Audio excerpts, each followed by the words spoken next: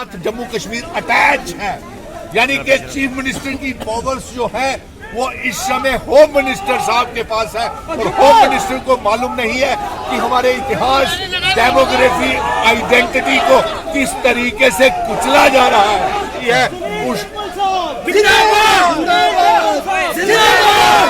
और आज हमारी रियासत वापिस दो, वापिस दो, वापिस दो, डोगरा रियासत वापिस दो, वापिस दो, वापिस दो, हमारी रियासत वापिस दो, वापिस दो,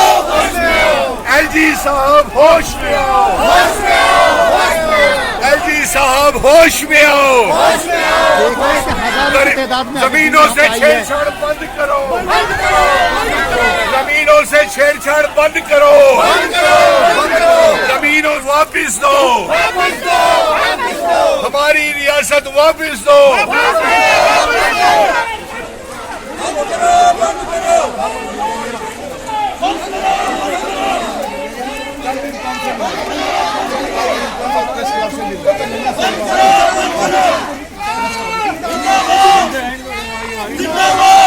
देखिए बेहद अफसोस की बात है कि हम लोग गरीब लोगों को, जम्मू कश्मीर में रहने वाले पुश्तानी बशिंदों को बेघर किया जा रहा है, गरीबों के घर तोड़े जा रहे हैं। हम अमित शाह जी से और देश के प्रधानमंत्री जी से ये कहना चाहते हैं कि आपको क्या इन लोगों की मजबूरियां नजर नहीं आ रही हैं?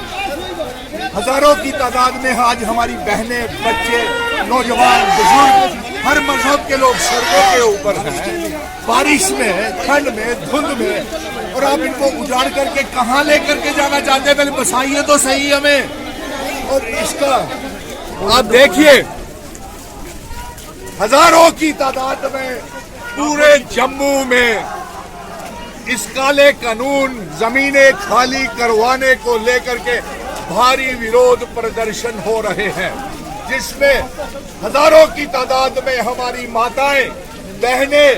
बच्चे, हिंदू, मुस्लिम, सिख, ईसाई, तमाम मजहबों के बच्चे, नौजवान अपने हकूक को लेकर के सड़कों के ऊपर हैं। जो काला कानून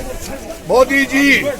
और अमित शाह जी, आपको जानकारी नहीं है कि जम्मू कश्मीर में क्या हो रहा है, हम किस दौर से गुजर रहे हैं, हमें क्यों बर्बाद किया जा रहा है, हम ये सब आपसे जानना चाहते हैं। आप हमारी जमीनों को छीन करके बाहर के लोगों को देना चाहते हैं।